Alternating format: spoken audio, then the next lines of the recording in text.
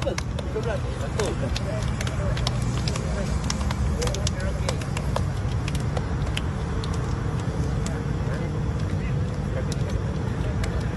kedua pasukan nak bersalaman untuk berkenalan di atas padang.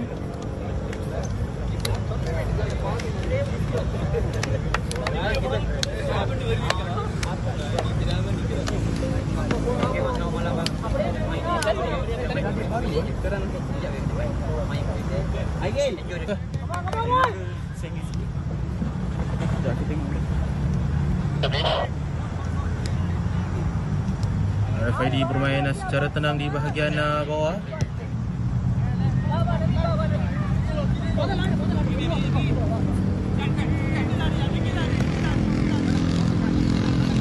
Secara bersahaja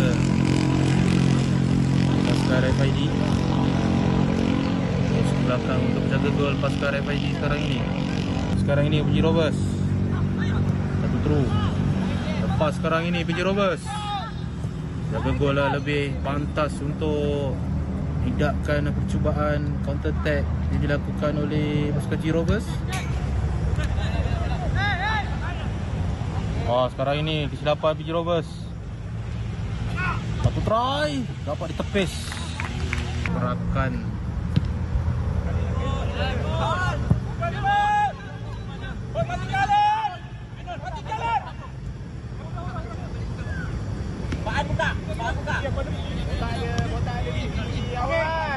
Kesilapan sekarang ini RFID dan itu dia gol.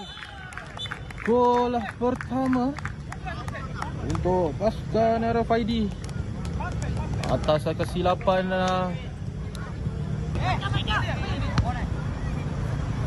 PJ Rovers pula datang untuk menyamakan kedudukan.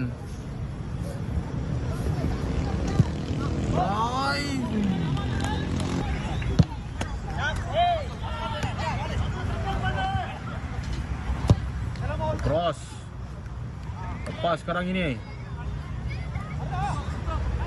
jembatan.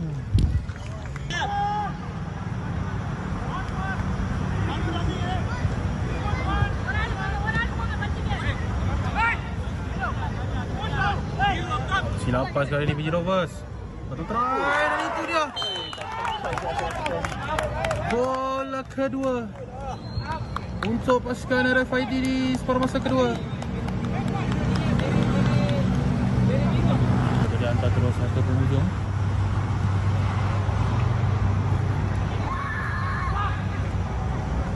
Lepas sekarang ini lepas adakah sepakan percuma dan layangan kad kuning yang pertama untuk pasukan pertahanan pasukan PJ Rovers.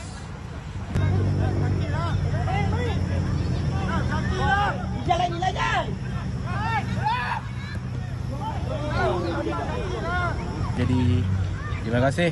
Kita jumpa di lain tempat. Assalamualaikum, selamat malam.